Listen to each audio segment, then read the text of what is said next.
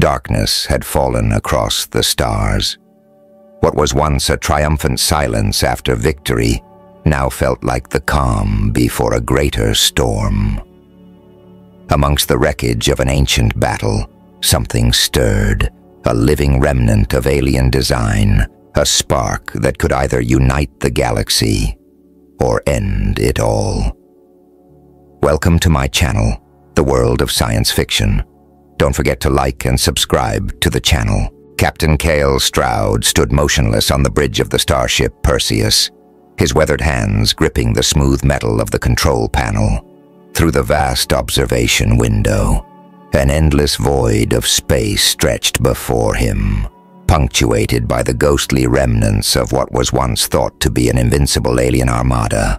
The aftermath of humanity's brutal war with the Shrakti hung suspended in the black emptiness, charred debris and twisted metal floating silently, a grim testament to the cost of their hard-won victory.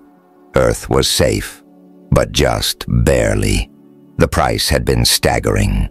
Billions dead, entire continents reduced to irradiated wastelands, the hopes and dreams of an entire generation vaporized in the fires of interstellar conflict. Stroud's steel-gray eyes, ringed by dark circles from too many sleepless nights, scanned the debris field methodically. His square jaw clenched tight, muscles twitching beneath 3 days of stubble. The bridge was eerily quiet, as if the very ship itself was holding its breath. The usual buzz of crew chatter and equipment hums was muted, the battle-hardened men and women at their stations moving with deliberate care, still on edge despite their victory. Stroud's gaze drifted to a holodisplay showing the Perseus's current status. Shields at 17% and slowly recharging, weapon systems offline, energy reserves depleted, life support stable, but pushed to its limits, supporting the overcrowded ship. They had taken on countless refugees during the final days of the war. He allowed himself a small sigh. They had won, but the Perseus was in no shape for another fight, if any significant Shrakti force remained. "Sir?" The sharp voice of Ensign Nyla Wren cut through Stroud's brooding. "Sensors are picking up movement in Sector 7. It appears to be a small craft." Stroud's hand instinctively moved to the holstered plasma pistol at his hip. "Classification?" Chen's fingers danced across her console. "Unknown, sir. But the energy signature, it matches Shrakti technology." A hushed murmur rippled through the bridge crew. Stroud raised a hand, silencing them. On screen, the main view screen flickered to life, zooming in on a sleek, oval-shaped pod. It was moving with purpose through the debris field, its silvery hull seemingly untouched by the devastation around it. "It's on an intercept course, Captain," reported Lieutenant Darek Rao from Tactical. "Should I charge weapons?" Stroud shook his head. "Negative. Our systems can't handle it. Besides..." He gestured at the screen. "That thing's barely big enough to be a fighter. More likely an escape pod." He straightened, tugging his uniform jacket into place. "Bring it aboard. Full containment protocols. I want security teams and med staff standing by." As the crew scrambled to carry out his orders, Stroud strode towards the turbo lift. "You have the bridge, Commander Talia Voss. I'm heading to the hangar." The short journey to the hangar bay felt like an eternity. Stroud's mind raced through possibilities: a trap, a genuine survivor, or something else entirely. The Shrakti were known for their biological weapons and cyber warfare. This could be a last-ditch attempt to strike back at humanity. When the lift doors opened, Stroud was greeted by the sight of a full security detail in sealed environment suits, weapons trained on the airlock. Dr. Elira Venn, the ship's chief medical officer, stood off to the side with her team, ready to deal with any biological threats. The bay was bathed in the eerie blue glow of the containment field as the small Shrakti craft was tractored inside. Up close, Its hull seemed to shimmer and shift, almost liquid in appearance. Stroud felt a chill run down his spine. Even after years of war, Shraxi technology remained frustratingly opaque. "Life signs?" he asked, not taking his eyes off the pod. Dr. Elira Venn consulted her scanner. 1. Weak but stable. Definitely not human, Captain. Stroud nodded grimly. "All right, people, stay frosty. We don't know what we're dealing with here." He raised his voice, addressing the pod directly. "This is Captain Kyle Stroud of the Earth Alliance ship Perseus. We are prepared to offer medical assistance if needed. Please identify yourself and state your intentions." For a long moment, there was only silence. Then, with a soft hiss, a seam appeared in the pod's seamless surface. It split open like a blossoming flower, revealing a figure within. Stroud's breath caught in his throat. It was a girl. She looked human, or very nearly so. Her skin shimmered with an otherworldly blue light, and her long white hair seemed to flow like liquid silver. She was breathtakingly beautiful, but there was something decidedly alien in the perfect symmetry of her features. The girl stumbled forward, her movements unsteady. Her hands were pressed to her chest, as if she was struggling to contain something within herself. When she spoke, her voice was filled with a mixture of fear and desperation. "You're inside me now," she said, her words barely above a whisper. "I need your help, before it's too late. I can feel your ship, its systems, every crew member. They made me merge with your world. I can't control it, but if we don't break the connection, I'll destroy us all." Stroud's hand tightened on his weapon, but he didn't raise it. Not yet. "Who are you?" he demanded, his voice a mix of suspicion and curiosity. "My name is Sore," she replied, her voice fragile but determined. "I'm not like the others, but I don't have much time. They changed me. They made me into a weapon." Before Stroud could respond, alarms blared throughout the ship. The lights in the hangar bay flickered ominously, and he could feel the subtle shift as the comforting hum of the engines abruptly faded. "Captain," Commander Talia Voss's voice crackled through the comms. "The alien is interfering with our systems. We're losing control." Stroud's weapon was up in an instant, aimed squarely at Sore's head. "What the hell are you doing to my ship?" he growled. Tears welled in Sore's eyes as she collapsed to her knees. "I can't control it. They did this to me. You're already inside me. Your whole ship is. I can feel everything, every system, every mind. Sir, she's hijacking our navigation." Lieutenant Darek Ral's panicked voice came through. "We're veering off course." Stroud gritted his teeth, his mind racing. This was exactly the kind of trap he'd feared, but the raw anguish in Sore's eyes, it didn't feel like an act. "Shut down the engines," he barked into his comm. "Reroute all power to manual controls." "I can stop it," Sore cried, her body visibly shaking with effort. "But you have to trust me." "Trust you?" Stroud snarled. "You're the reason we're about to be blown to pieces." Sore winced as if struck, then rose to her feet. Her blue skin was glowing brighter now, pulsing with an inner light. "I'm fighting them. For now, but it won't last." The ship shuddered violently, and Gray heard the ominous groan of metal under extreme stress. "Captain," Reza's voice was tight with fear.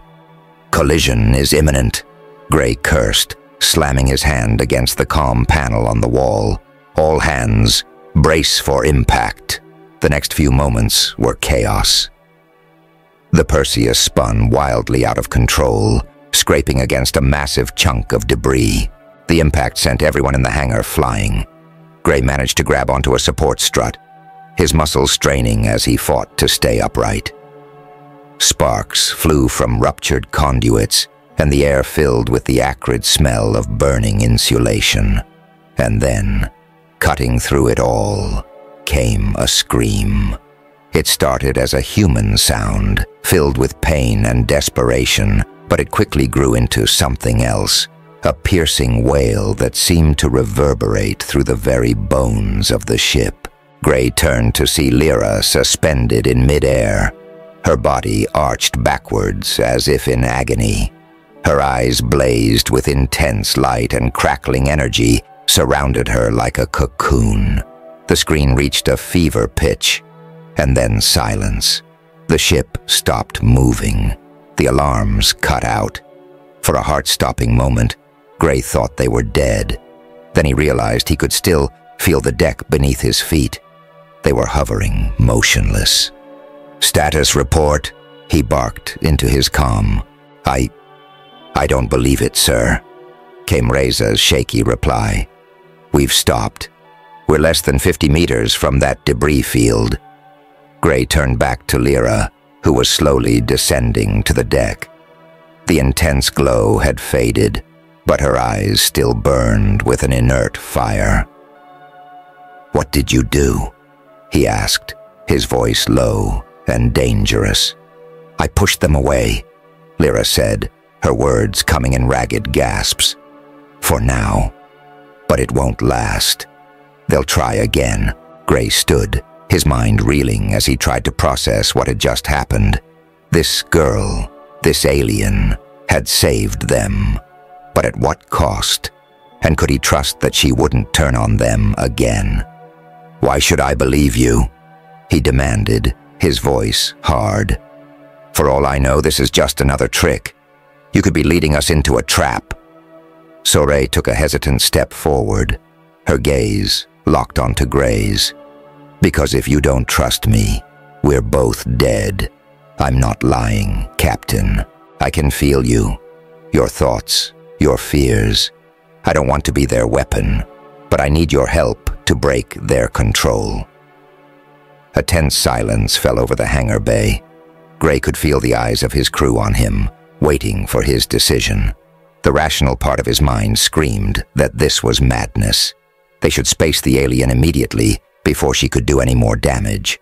But there was something in Lyra's eyes, a desperation, a torment that felt achingly real. And if what she was saying was true, they might have stumbled upon the key to finally ending this war. "Fine," Gray said at last, lowering his weapon. "But I swear, if this is some kind of trap, I'll shoot you myself." Lyra nodded, relief visible on her face, even as her body continued to tremble. "We need to break the connection completely. They're using me to infiltrate your systems. I can guide you through the process, but I need access to your ship's core. It's risky, but it's our only chance." "You mean it's suicidal?" Gray muttered. He tapped his comm. "Bridge, this is the captain. I'm escorting our guest to the central core. Have engineering meet us there and keep those weapons trained on us the whole way." As they made their way through the ship's corridors, alarms began to blare once more. Lyra stumbled, clutching her head in obvious pain. "They're trying to reassert control," she gasped. "We don't have much time." Gray grabbed her arm, half supporting and half dragging her forward. "Stay with me, Lyra," he growled. "Don't let those bastards win." They burst into the central core, the heart of the Perseus systems. Banks of computers and glowing energy conduits filled the circular room. Chief Engineer Chief Tovan Hale was waiting for them, her dark eyes wide with a mixture of fear and curiosity. "Captain, what the hell is going on? Our systems are going haywire and—" She broke off as she caught sight of Lyra. "Who is that?" "No time to explain," Gray snapped. "We need to sever an alien connection to our systems. Can you give her access to the main interface?" Chief Tovan Hale hesitated for only a moment before nodding sharply.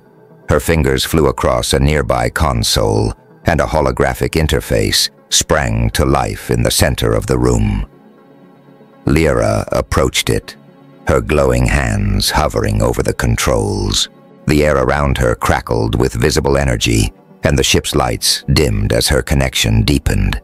I feel them, Sorey gasped, her voice strained.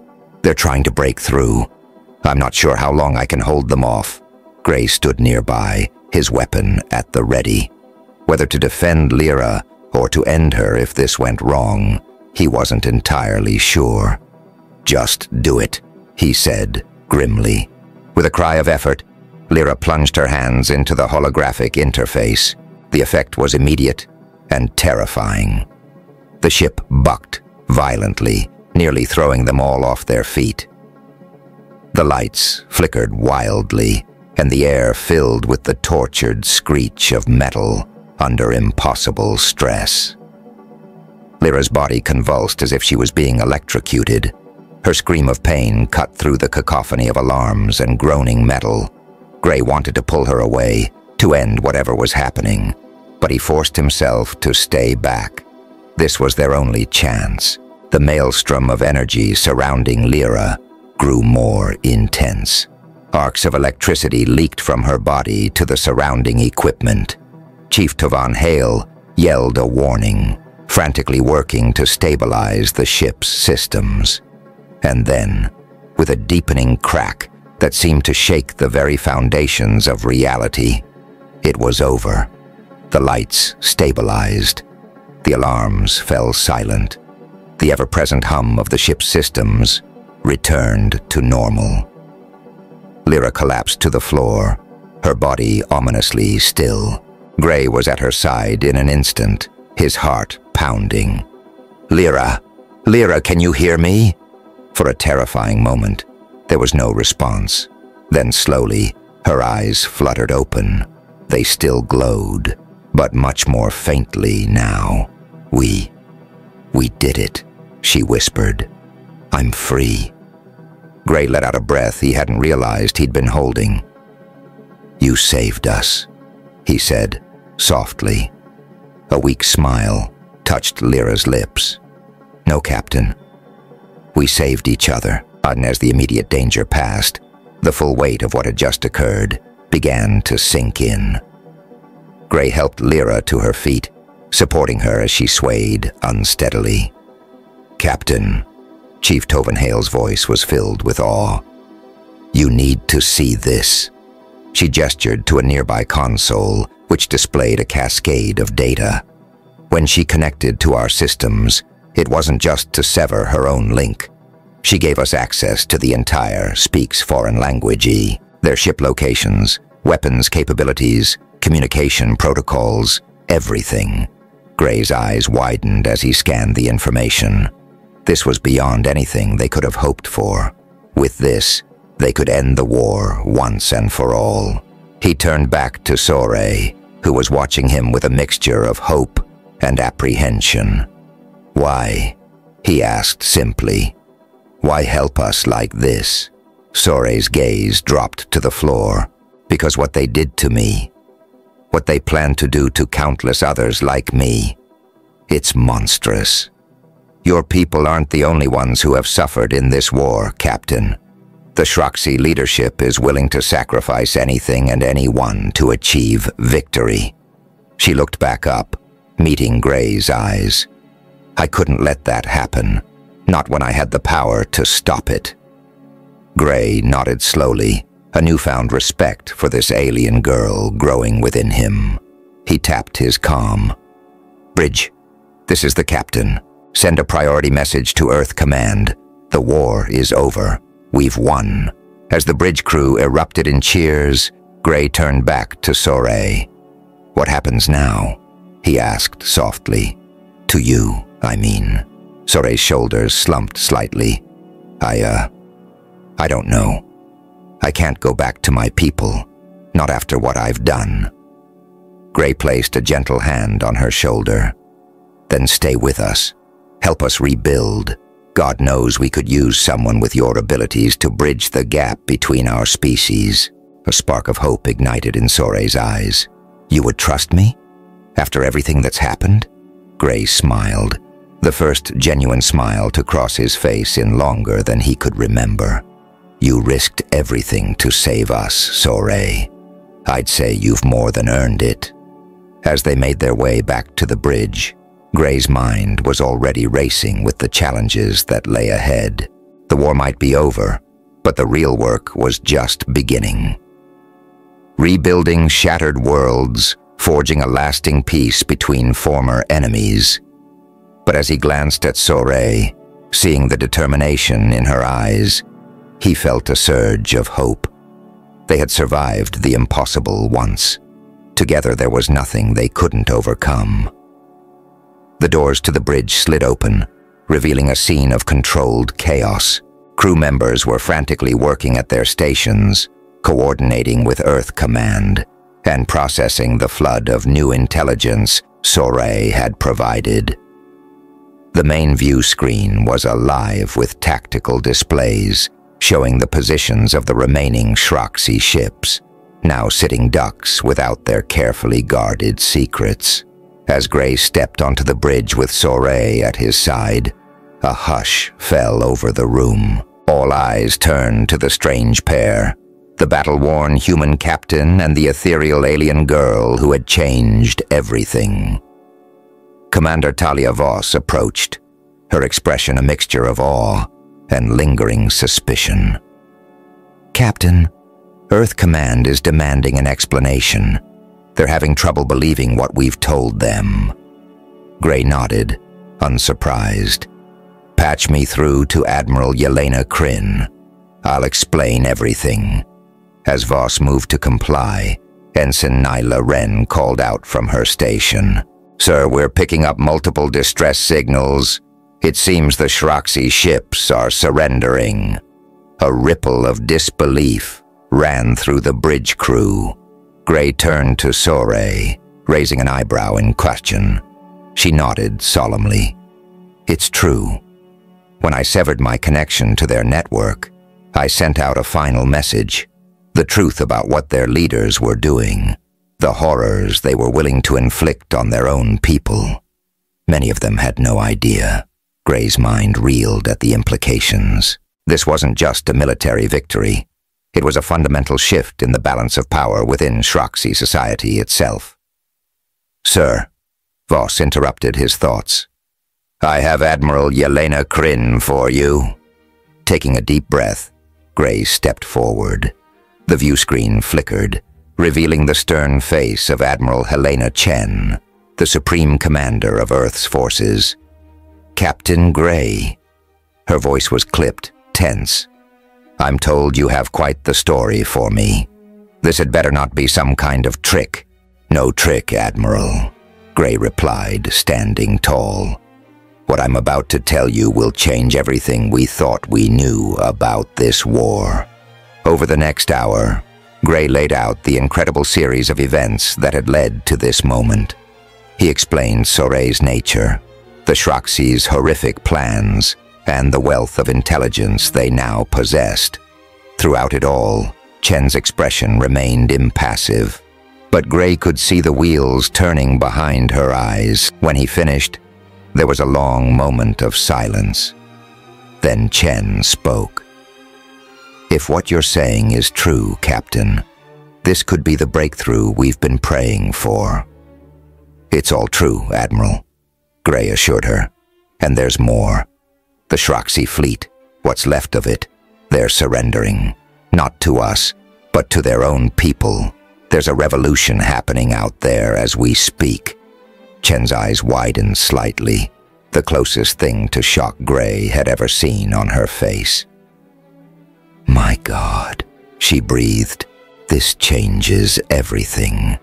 She straightened, her voice taking on the crisp tone of command once more. "Captain Gray, you are to proceed immediately to the nearest Earth outpost. I want every scrap of intelligence you've gathered analyzed and verified, and this Sore, I want her kept under close observation. Is that clear?" "Crystal, Admiral," Gray replied. "But I want it on record. Sori is not a prisoner. She's a refugee, and quite possibly the reason humanity has a future. She'll be treated with full diplomatic courtesy. Chen's eyes narrowed, but after a moment, she nodded. Understood, Captain. Get to it. Chen out. As the view screen went dark, Gray turned to find Sori staring at him with an unreadable expression. You didn't have to do that, she said softly. Gray shrugged. Yes, I did.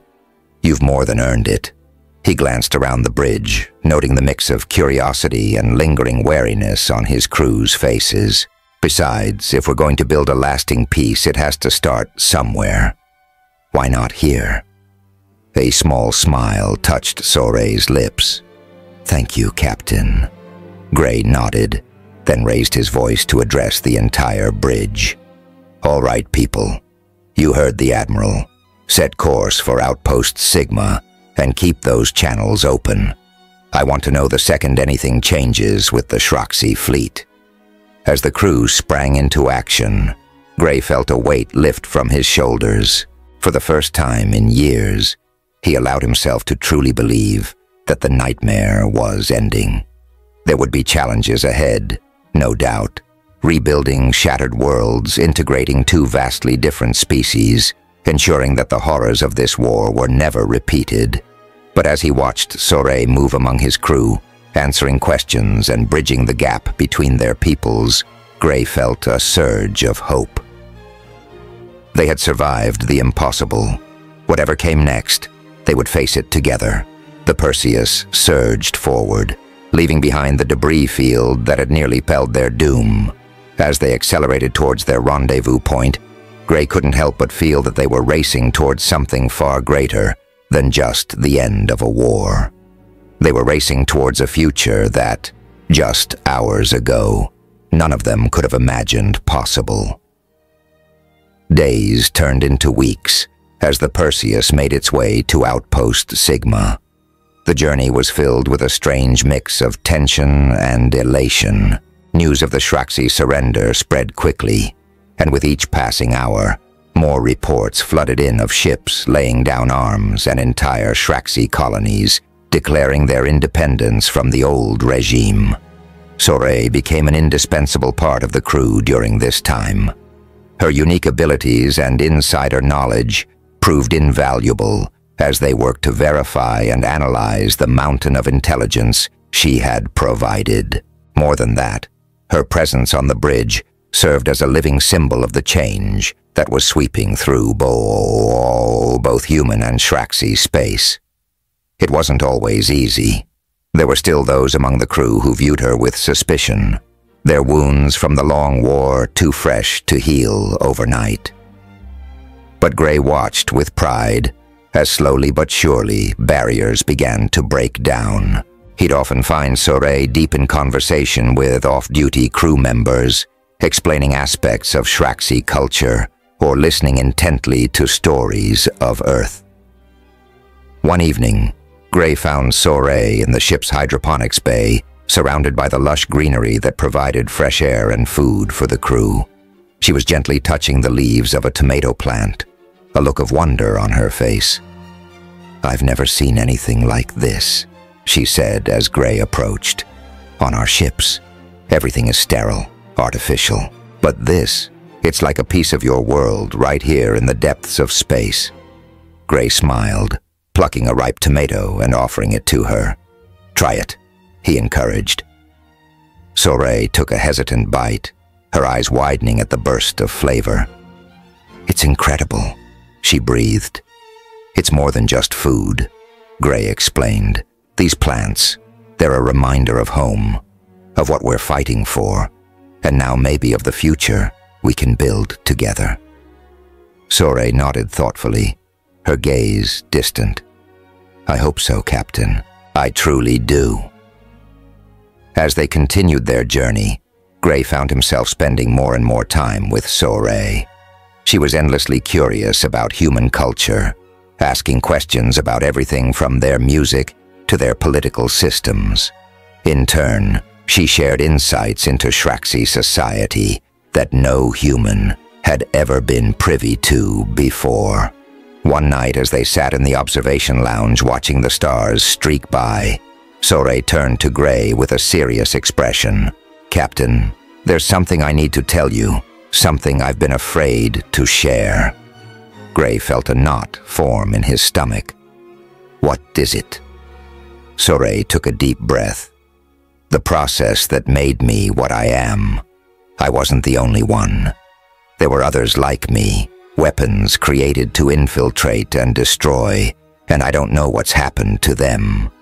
Gray leaned forward, his mind racing. "How many?" "I'm not sure. Dozens, maybe hundreds. They were still in development when I escaped." She met his gaze, her eyes shimmering with unshed tears. "Captain, if they've been activated, if they're out there somewhere, then the war might not be over after all." Gray finished grimly. Sore nodded. "I'm sorry I didn't tell you sooner. I was afraid you'd see me as a threat again." Gray reached out, taking her hand in his. "Sore, listen to me. You've proven yourself a dozen times over. Whatever's out there, whatever we're facing, we'll deal with it together. Understood?" A small smile touched her lips. "Understood, Captain." As they approached Outpost Sigma, the mood on the ship grew tense once more. They had no idea what kind of reception awaited them. Would Sore be welcomed as a hero, or viewed as a dangerous alien to be contained and studied? The massive space station came into view, a sprawling construct of metal and light against the backdrop of a swirling nebula. As they approached, a transmission came through. "Perseus, this is Outpost Sigma Control. You are cleared for docking in Bay 7. Be advised, a high-level delegation is waiting to meet you." Gray exchanged a glance with Sore. "Well," he said with a wry smile, "into the lion's den we go." As they disembarked, Gray was surprised to see not just Earth military personnel, but a mix of human and Shraxi dignitaries. At the forefront stood Admiral Yelena Kryn, her face as impassive as ever. "Captain Gray," she said by way of greeting, "and you must be Sore." Her gaze lingered on the alien girl, assessing. Sore stepped forward, her head held high. "Admiral Yelena Kryn, it's an honor to meet you. I hope that together we can forge a new path forward for both our peoples." Chen's expression softened almost imperceptibly. "We shall see. There's much to discuss and even more to be decided. But for now..." She turned, gesturing to the assembled crowd. "There are some people here who'd like to meet you both." What followed was a whirlwind of introductions, debriefings, and negotiations.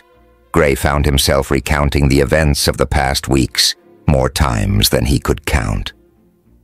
Sore was whisked away for medical examinations and in-depth interviews about Shraxi technology and culture. Through it all, Gray kept a watchful eye on her, ready to intervene if he sensed any hint of mistreatment. But to his relief, the scientists and diplomats seemed genuinely interested in learning from her, not just studying her like a specimen. Days stretched into weeks, and slowly, a new reality began to take shape. The intelligence Sore had provided was proving invaluable in dismantling the remaining Shraxi war machine. More and more Shraxi ships and colonies were coming forward, seeking peace and integration with their former enemies. But it wasn't all smooth sailing.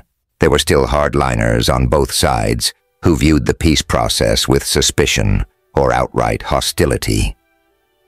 Reports of isolated skirmishes and terrorist attacks trickled in from the outer colonies, and always in the back of Gray's mind was the knowledge that there might be more like Sore out there, living weapons waiting to be activated. One evening as Gray sat in his temporary quarters reviewing reports, his door chimed. "Enter," he called, expecting another aide with more paperwork.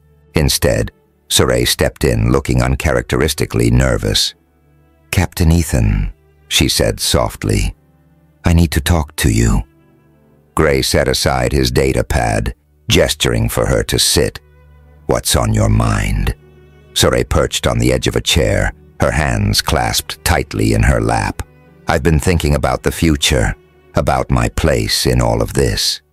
Gray leaned forward, concerned. "Go on." "The things I can do, the knowledge I have, it's dangerous. There are those who would use me as a weapon, just like the Shraxi tried to do." She took a deep breath. "I've decided I want to go into stasis, to be put to sleep, until I'm needed again." Gray felt as if he'd been punched in the gut. "Saray, no, you can't be serious." She smiled sadly. "I am. It's the safest option for everyone, and it feels right, like penance for the things I was created to do." Gray stood, pacing the small room. "This is insane. We need you here now. There's so much work to be done, so much you could contribute." "And I will," Saray insisted, "but on my terms, when the time is right." She stood, moving to stand in front of him. "Ethan, please, try to understand." He looked into her eyes, seeing the resolve there. Slowly, he nodded. "I don't like it, but I understand." The next few days were a blur of preparations and goodbyes. Despite Stroud's misgivings, the higher-ups seemed to agree with Soray's decision. A special stasis pod was prepared, one that would keep her safely suspended, but allow for quick revival if needed. On the day of the procedure, Stroud stood by Soray's side as the technicians made their final checks. "You're sure about this?" he asked one last time. Saray nodded, reaching out to squeeze his hand. "I am. But Ethan, promise me something, anything. Don't let them forget me. And when the time comes, when I'm needed again, be there to wake me up." Stroud felt a lump form in his throat. "I promise," he said hoarsely. With a final smile, Saray stepped into the stasis pod. As the lid closed over her, Stroud watched her eyes flutter shut, her expression peaceful for the first time since he'd met her. As the pod hummed to life, Stroud turned to face the observation window. Beyond it, he could see the vast expanse of space, dotted with the lights of ships coming and going from the station. Somewhere out there, the future they had fought for was taking shape. A future that, thanks to Soray's sacrifice, now had a chance of succeeding. Stroud straightened, squaring his shoulders. There was work to be done, a peace to be built, and a promise to be kept. "Sleep well, Saray," he murmured, "until we need you again." With that, he turned and strode out of the room, ready to face whatever challenges lay ahead. The war was over, but in many ways their greatest adventure was just beginning. Years passed, and the galaxy slowly began to heal from the scars of war. The alliance between humans and Traxi grew stronger with each passing day, as both species worked together to rebuild shattered worlds and forge a new shared civilization. Captain Cale Stroud, now Admiral Stroud, found himself at the forefront of this new era. His experiences with Saray had made him a natural choice to lead diplomatic missions and oversee joint human-Traxi projects. But despite his busy schedule, he never forgot his promise. Every year, without fail, he would make the journey to the secret facility where Saray slept in stasis. He would stand before her pod, updating her on the progress they'd made, the challenges they still faced. Sometimes he imagined he could see her smile in her sleep. It was on one such visit 15 years after Saray had entered stasis that alarms began to blare throughout the facility. Stroud's comm unit crackled to life with an urgent message from Earth Command. "Admiral Stroud, we have a situation. Multiple unidentified ships have appeared on the edge of our solar system. They're not responding to hails, and their energy signatures, sir, they match the records we have of Traxxi's superweapons. Stroud's blood ran cold. The moment they had all feared yet hoped would never come was upon them. He turned to the technicians monitoring Sore's pod. "Wake her up," he ordered. "Now." As klaxons wailed and personnel rushed to battle stations, Stroud watched the stasis pod slowly open. Sore's eyes fluttered open, focusing on him with recognition and concern. "Ethan," she murmured, her voice hoarse from disuse. "What's happening?" Stroud helped her sit up, his expression grim. "They're here, Sore. The others like you. We need your help." Sore nodded, determination replacing confusion in her eyes. "Then let's finish what we started," she said, taking Stroud's offered hand and stepping out of the pod. As they hurried towards the command center, Stroud couldn't help but feel a mix of dread and hope. The peace they had worked so hard to build was under threat. But with Sore by his side once more, he felt a renewed sense of determination. The command center was a hive of frantic activity when they arrived. Holographic displays showed the approaching Traxxi ships, sleek, organic-looking vessels that seemed to shimmer and shift as they moved. Stroud's breath caught in his throat.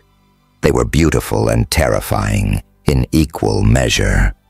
"Status report," he barked, striding to the central console. Commander Talia Voss, her hair now streaked with gray, turned to face him. Her eyes widened slightly at the sight of Sore, but she recovered quickly. "Multiple contacts, sir. At least a dozen capital ships with smaller craft swarming around them. They've already taken out our long-range sensors in the Kuiper Belt. They'll be in weapons range of Earth in less than 6 hours." Stroud nodded grimly. "And our defenses? The combined Earth-Traxxi fleet is mobilizing, but..." Voss hesitated. "Sir, even with our advanced tech, I'm not sure we can stop them. These ships, they're like nothing we've ever seen before." Sore stepped forward, her eyes fixed on the holographic display. "No," she said softly. "They're exactly what we've seen before. What I was meant to be." She reached out, her fingers passing through the hologram of one of the alien ships. As she did, the image seemed to ripple and distort. "I can feel them," she whispered. "Their minds, their purpose. They're not just weapons, Ethan. They're alive." Stroud felt a chill run down his spine. "What do you mean, alive?"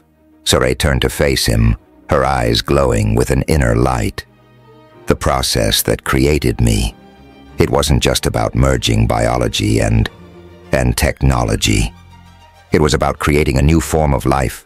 These ships, they're not piloted. They are the pilots, sentient vessels driven by a singular purpose." "And what purpose is that?" Voss asked, her voice tight with tension. "To cleanse," Sore replied, her voice distant. "To wipe away what they see as corruption. The Traxxi who made peace with humans, the humans who embraced alien ways. In their eyes, it's all taint that must be purged." Stroud's mind raced. "Can you communicate with them? Make them see reason?" Sore shook her head. "They're not fully formed. More like children, really, driven by base instincts and simple directives. But maybe..." She trailed off, her brow furrowing in concentration. Suddenly, the holographic display erupted in static. The images of the Traxxi ships flickered and distorted, replaced by a swirling vortex of light and color. And then, emerging from the chaos, a face appeared. It was eerily similar to Sore's, yet twisted into a mask of rage and confusion. "Who dares?" A voice boomed through the command center, causing everyone to wince in pain. Who reaches into our mind space? Sore stepped forward, her own eyes blazing. I do, she said, her voice resonating with power. I am Sore, first of our kind, and I command you to stand down. The face in the hologram contorted in fury. Sore, the betrayer. Your very existence is an abomination. You sided with the flesh things, corrupted our purpose. Our purpose was flawed, Sore shot back. We were created to bring understanding, not destruction. Can't you see that? For a moment, uncertainty flickered across the alien visage, but then its features hardened once more. No, we are the cleansing fire. We will burn away the corruption, starting with you. The hologram vanished, replaced once more by the tactical display. The Extraterrestrial ships were accelerating, weapons charging. Well, Stroud said dryly, I guess negotiation is off the table. He turned to Voss. Sound general quarters. I want every ship we have in the air now, and get me a secure line to the Extraterrestrial High Command. We're going to need all the help we can get. Young as alarms blared and crew members rushed to their stations, Stroud felt a touch on his arm. He turned to find Sore looking at him, her expression a mixture of determination and fear. Ethan, she said softly, I have an idea, but it's dangerous, and I'll need your help. Stroud nodded without hesitation. Whatever it takes, he said. What's the plan? Sore took a deep breath. Those ships, they're like me, connected to your systems, your world. But that connection goes both ways. If I can interface directly with your main computer core, I might be able to reach out to them. Not just communicate, but rewrite their base code. Give them true sapience, true choice. Voss, who had been listening in, looked skeptical. And if it doesn't work, you could give them complete access to our systems. We'd be defenseless. It's a risk we have to take, Stroud said firmly. He turned back to Sore. What do you need? Access to the main computer core and your mind, Ethan. I'll need an anchor, someone I trust completely, to keep me grounded in reality. Stroud nodded, ignoring the knot of fear in his stomach. Let's do it. The next hour was a blur of activity, as the combined Earth-Extraterrestrial fleet engaged the enemy ships in the outer solar system, buying them precious time. Stroud and Sore made their way to the heart of the station. The computer core was a massive chamber filled with pulsing light and the hum of raw computational power. Technicians swarmed around them, setting up the necessary connections. Stroud and Sore sat in specially designed interface chairs, a web of sensors and neural links surrounding them. Are you sure about this? Stroud asked one last time, as the technicians made their final adjustments. Sore reached out, taking his hand. No, she said with a small smile, but I'm sure about you. And then they were plunging into the digital realm. Stroud's consciousness expanded, merging with the vast ocean of data that was the station's computer network. He could feel Sore beside him, a brilliant point of light in the digital sea. And beyond her, he sensed the approaching Extraterrestrial ships, a roiling storm of conflicted directives and half-formed thoughts. Sore reached out, her digital self stretching towards the alien presence. Stroud could feel her strain, the immense effort it took to bridge the gap between their minds. He focused all his will on supporting her, being the anchor she needed. And then, contact. The alien minds crashed into them like a tidal wave. Stroud felt himself drowning in a sea of alien thoughts and emotions. Rage, confusion, fear, it all swirled around him, threatening to tear his sense of self apart. But through it all, he clung to Sore. He could feel her working, weaving strands of code and consciousness together. She was rewriting the very fabric of the alien minds, giving them depth, complexity, true sapience. It felt like an eternity, but in reality, only minutes had passed. Slowly, the chaotic storm of alien thoughts began to calm. Stroud sensed confusion giving way to understanding, rage softening into regret. With a gasp, he found himself back in his physical body, drenched in sweat and trembling from exertion. Beside him, Sore slumped in her chair, looking utterly drained. "Did it work?" Stroud croaked, his throat dry. Before Sore could answer, the main view screen lit up. The face that appeared was similar to the one they had seen before, but now it was filled with a new depth of emotion. Sorrow, regret, and hope all mingled together. "Sore," the being said, its voice no longer booming, but soft and filled with wonder. I understand now what we were, what we could be, the choice you made." It turned its gaze to Stroud. "And you, human, your mind, your experiences, they have shown us a new path." Stroud struggled to sit up straighter. "Does this mean you'll stand down?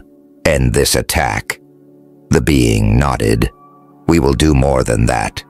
We wish to join you, to help heal the wounds we have caused, and to learn what it truly means to be alive." As cheers erupted throughout the command center, Stroud sagged back in his chair, relief washing over him. He turned to Sore, who was watching him with a tired smile. "You did it," he said softly. "You saved us all." Sore shook her head. "No, Ethan, we did it together." In the days that followed, the galaxy saw changes beyond anything they could have imagined. The sentient Extraterrestrial ships integrated into the combined fleet. Their incredible abilities now turned towards exploration and peace. Sore worked tirelessly to help them adjust, to understand their new place in the universe. And Stroud, he found himself at the center of it all, coordinating the efforts to build a truly unified galactic society. It wasn't easy. There were still tensions, still those who resisted change. But for the first time in his life, he felt true hope for the future. One evening, as he stood in the observation lounge of the station, watching ships of all shapes and sizes come and go, he felt a presence beside him. Sore stepped up, her hand slipping into his. "Penny for your thoughts?" she asked, a phrase she had picked up from him years ago. Stroud smiled, squeezing her hand. "Just thinking about the future, about all the possibilities out there." Sore nodded, her gaze fixed on the stars. "It's beautiful, isn't it? And a little terrifying." "That's what makes it an adventure," Stroud replied. He turned to face her, his expression serious. "Sore, there's something I've been wanting to ask you for a long time now." She looked up at him, her eyes shimmering with an inner light. "Yes?" Stroud took a deep breath. "I know we're different species, that there are challenges we face, but these past years working together, facing impossible odds, I've realized something. I love you, Sore, and I want to spend whatever time we have left exploring this new galaxy together. Will you marry me?" Sore's eyes widened in surprise, then softened with emotion. "Oh, Ethan," she whispered, "I thought you'd never ask." As they embraced, the stars seemed to shine a little brighter. Outside the station, a Extraterrestrial ship and a human vessel flew past in perfect formation, a symbol of the new era they had helped create.